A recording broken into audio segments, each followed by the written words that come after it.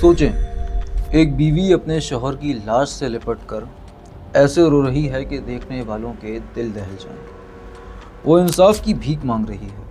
ये वो गम था जिसने पूरे ख़ानदान, पूरी कम्युनिटी को हिला के रख दिया। मोहब्बत की जो कहानी बचपन में शुरू हुई, इसका अंजाम इतना भयानक कैसे हो सकता था। ऑस्ट्रेलिया के शहर मेलबर्न में बसा एक हंसता खेलता घर एक ही रात में कब्रिस्तान कैसे बन गया। मगर क्या हो कि ये सारे आंसू झूठे हों, एक ऐसी बेरहम साजिश का पर्दा जिसके पीछे छुपा कातिल कोई और नहीं, खुद वही बीवी हो। आज की कहानी एक ऐसे जुर्म की है जहां मोहब्बत, धोखा और साजिश इस तरह आपस में उलझे हैं कि सच और झूठ में फ़र्क करना मुश्किल हो जाता है। ये कहानी है सैम इब्राहिम, इसकी बीवी सोफिया सैम और इसके आशिक अरुण कमलासनन की। एक ऐसी कहानी जिसने ऑस्ट्रेलियन पुलिस को 10 महीनों तक उलझाए रखा, और जब राज खुला तो सबके पैरों तले ज़मीन निकल गई। ये कहानी शुरू होती है हिंदुस्तान के केरला से।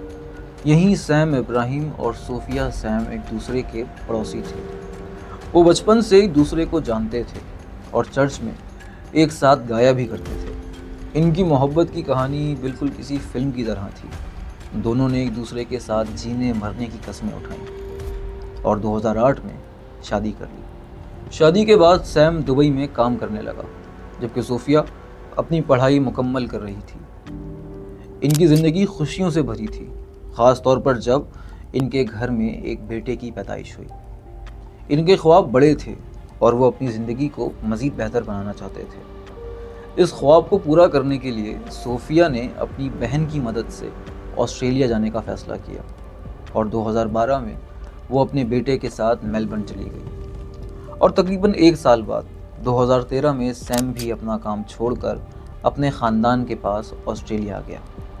मेलबर्न में इन्होंने एक नई ज़िंदगी शुरू की। सैम ने मनी एक्सचेंज कंपनी में नौकरी कर ली, जबकि सोफिया एक वेब कंसल्टेंसी फर्म में काम करने लगी। सब कुछ बेहतरीन लग रहा था, पर इस कहानी में एक तीसरा किरदार भी था। एक ऐसा शख्स जो माजी से लौट कर आया था, और इसका नाम था अरुण कमलासनन। अरुण भी केरला से था और कॉलेज के ज़माने में सोफिया का दोस्त हुआ करता था।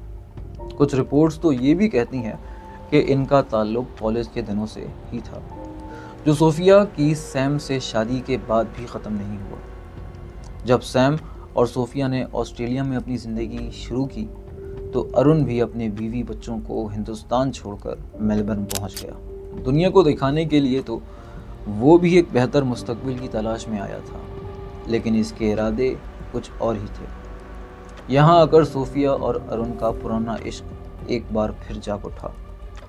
वो छुप छुप कर मिलने लगे और मोहब्बत गहरी होती चली गई, और सैम इब्राहिम इन दोनों के बीच में दीवार बन गया। इनका इश्क सिर्फ मुलाकातों तक ही नहीं रहा, बल्कि इन्होंने एक खुफिया डायरी भी लिखनी शुरू कर दी, जिसमें वो एक दूसरे के लिए अपने जज्बात लिखते थे। पुलिस को बाद में मिलने वाली इस डायरी में सोफिया ने लिखा, मैं तुम्हारी मोहब्बत में खो जाना चाहती हूँ। दूसरी तरफ अरुण ने लिखा, वो मेरे लिए सब कुछ है, लेकिन मैं क्या करूं, मुझे यकीन है कि एक दिन वो मेरी हो जाएगी। ये सिर्फ मोहब्बत भरे अल्फाज नहीं थे, बल्कि एक ख़तरनाक मंसूबे की शुरुआत थी। इनका जुनून इस हद तक बढ़ चुका था कि वो सैम को रास्ते से हटाने के लिए कुछ भी कर सकते थे। और फिर कत्ल से ठीक 3 महीने पहले जुलाई 2015 में पहला हमला हुआ। सैम इब्राहिम जब एक ट्रेन स्टेशन की पार्किंग में था तो एक नकाबपोश शख्स ने इस पर हमला कर दिया। सैम इस हमले से बच तो गया, लेकिन इसने पुलिस को रिपोर्ट नहीं की। शायद वो भी अपनी शादी को बचाने की आखिरी कोशिश कर रहा था, या शायद वो ये मानना ही नहीं चाहता था कि इस हमले के पीछे इसकी अपनी बीवी का हाथ हो। 13 अक्टूबर 2015 की रात मेलबर्न में सैम और सोफिया का घर बाहर से बिल्कुल पुरसुकून था। अंदर सैम, सोफिया और इनका बेटा मौजूद था। ये एक आम सी रात लग रही थी, लेकिन इस रात तारीख का सबसे बड़ा धोखा दिया जाने वाला था। صوفیہ اور ارون نے ایک ایسا منصوبہ بنایا تھا جس میں کوئی غلطی کی گنجائش نہ ہو۔ اس رات صوفیہ نے سیم کو دودھ اور ایووکاڈو کا ملک شیک دیا، لیکن اس ملک شیک میں صرف پھل اور دودھ نہیں تھے، اس میں نیند کی گولیاں بھی تھیں۔ اس بات سے بے خبر سیم نے وہ ملک شیک پی لیا اور کچھ ہی دیر میں گہری نیند سو گیا۔ جیسے ہی سیم بے سدھ ہوا، صوفیہ نے گھر کا پچھلا دروازہ کھولا اور اپنے عاشق ارون کو اندر بلایا۔ اب دونوں اپنے منصوبے کے آخری حصے کو پورا کرنے کے لیے تیار تھے۔ انہوں نے اورنج جوس میں سائنائڈ جیسا خطرناک زہر ملایا اور سوتے ہوئے بے بس سیم کے منہ میں زبردستی ڈال دیا۔ سائنائڈ نے اپنا کام چند سیکنڈ میں کر دیا اور سیم ابراہیم کی سانسیں ہمیشہ کے لیے رک گئی۔ جرم کرنے کے بعد ارون وہاں سے چپکے سے نکل گیا اور صوفیہ اپنے شوہر کی لاش کے پاس ایسے سو گئی جسے کچھ ہوا ہی نہ ہو۔ اگلی صبح 14 اکتوبر 2015 کو صوفیہ نے چیخ و پکار کرنا شروع کر دی۔ اس نے ایمرجنسی سروس کو فون کیا اور روتے ہوئے بتایا کہ اس کا شوہر بستر پر بے حرکت پڑا ہے اور اس کے منہ سے جھاگ نکل رہا ہے۔ شروع میں سب نے یہی سمجھا کہ 33 سالہ سیم ابراہیم کی موت دل کا دورہ پڑنے سے ہوئی ہے۔ صوفیہ کا دکھ، اس کے آنسو اور اس کی اداکاری اتنی زبردست تھی کہ کسی کو اس پر ذرا بھی شک نہ ہوا۔ وہ اپنے شوہر کی لاش سے لپٹ کر ایسے رو رہی تھی کہ دیکھنے والوں کے دل کانپ اٹھے۔ اس نے سب کو بتایا کہ سیم کی موت ہارٹ اٹیک سے ہوئی ہے۔ میلبرن کی ملیالی کمیونٹی نے اس غمزدہ بیوہ کی مدد کے لیے چندہ بھی اکٹھا کیا تاکہ وہ اپنے شوہر کی لاش کو تدفین کے لیے ہندوستان لے جا سکے۔ صوفیہ سیم کی لاش کے ساتھ کیرلا پہنچی۔ اس نے اپنی ساس، سسر اور باقی رشتہ داروں کے سامنے بھی اپنے دکھ کا ایسا ڈرامہ کیا کہ سب کو اس پر ترس آ گیا۔ کسی کے وہم و گمان میں بھی نہ تھا کہ جس بیوی کے آنسو رکنے کا نام نہیں لے رہے، اس نے اپنے ہاتھوں سے اپنے شوہر کو مار ڈالا ہے۔ سیم کو ان کے آبائی گاؤں میں دفنا دیا گیا اور صوفیہ کچھ دن بعد اپنے بیٹے کے ساتھ واپس میلبرن لوٹ آئی، ایک ایسی زندگی کی طرف جہاں اب اس کے اور ارون کے بیچ میں کوئی نہیں تھا۔ جب میلبرن میں سب لوگ سیم کی موت کو ایک حادثہ سمجھ رہے تھے، تبھی آسٹریلین پولیس کے ذہن میں شک پیدا ہوا۔ جسٹس پال کوگلن نے بعد میں کہا، یہ قتل کی ایک بہت سنگین مثال تھی۔ سیم جوان تھا اور اسے صحت کا کوئی مسئلہ نہیں تھا۔ اس کی اچانک موت جاسوسوں کو کھٹک رہی تھی۔ قانون کے مطابق آسٹریلیا میں ہر غیر متوقع موت کا پوسٹ مارٹم لازمی ہوتا ہے، اور جب سیم کی ٹاکسیکولوجی رپورٹس آئیں تو اس رپورٹس نے کیس کا رخ بدل دیا۔ اس کے جسم میں سائنائڈ اور نیند کی گولیاں پائی گئیں۔ یہ طبعی موت نہیں تھی، یہ ایک بے رحمانہ قتل تھا۔ اب آسٹریلین پولیس کے سامنے چیلنج تھا کہ قاتل کون ہے۔ قانون کے مطابق سب سے پہلا شک بیوی پر ہی جاتا ہے۔ صوفیہ، جو سب کے سامنے ایک غمزدہ بیوہ بنی ہوئی تھی، اب پولیس کی اولین سسپیکٹ تھی۔ پولیس نے صوفیہ پر 24 گھنٹے نگرانی شروع کر دی۔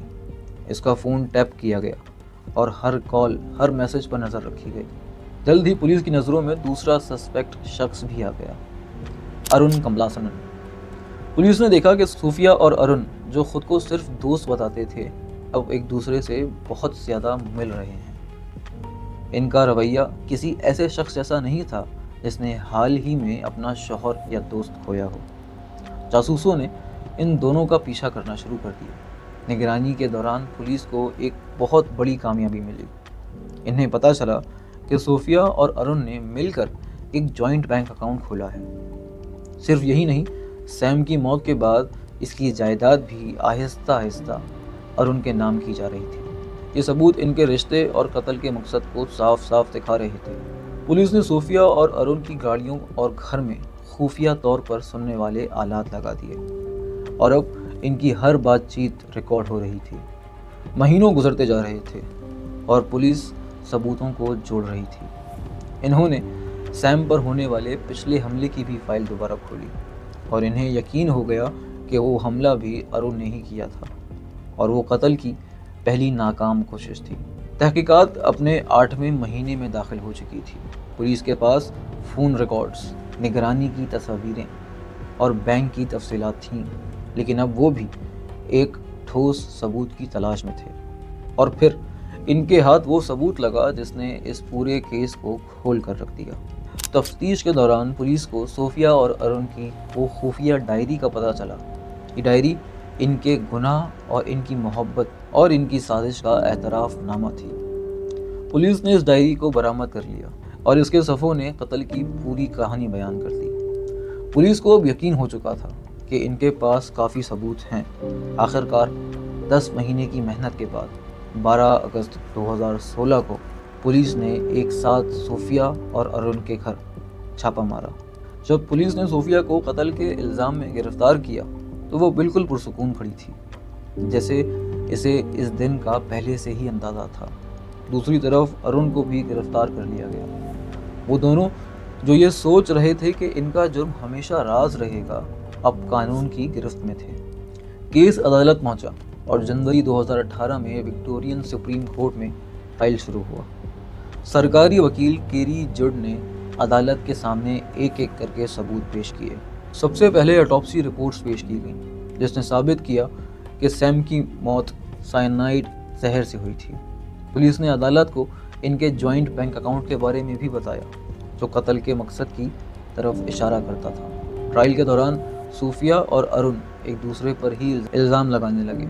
ہر کوئی خود کو بچانے کے لیے دوسرے کو قصوروار ٹھہرا رہا تھا، لیکن ثبوت ان دونوں کے خلاف تھے۔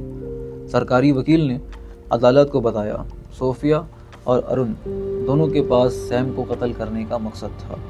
وہ ایک ساتھ رہنا چاہتے تھے۔ جون 2018 میں جسٹس پال کوگلنگ نے سزا سنائی۔ انہوں نے کہا یہ قتل کا ایک بہت سنگین معاملہ ہے۔ سیم ابراہیم اپنے ہی گھر میں اپنے ہی بستر پہ سو رہا تھا جب اسے زہر دے کر مار دیا گیا۔ زہر کو بطور ہتھیار اس لیے چنا گیا تاکہ جرم کا پتہ نہ چل سکے۔ عدالت نے ارون کملاسنن کو اس سازش کا ماسٹر مائنڈ مانتے ہوئے 27 سال قید کی سزا سنائی، جس میں 23 سال پیرول نہیں ملے گا۔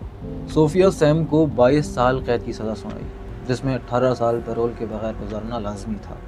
بعد میں 2019 میں ایک اپیل پر عدالت نے ارون کی سزا 27 سال سے کم کر کے 24 سال کر دی، کیونکہ ان کا ماننا تھا کہ جرم میں دونوں کا کردار برابر تھا۔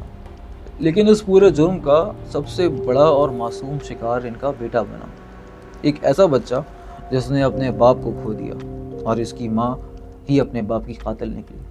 عدالت کے فیصلے کے بعد بچے کو صوفیہ کی بہن کی تحویل میں دے دیا گیا۔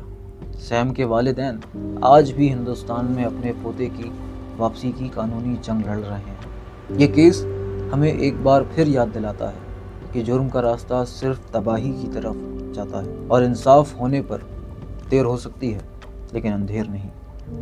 اگر آپ کو یہ ویڈیو پسند آئی ہو تو ہمارے چینل کو لائک، شیئر اور سبسکرائب کرنا مت بھولیے۔ فی الحال کے لیے دیں مجھے اجازت، اپنا خیال رکھیے گا، شکریہ۔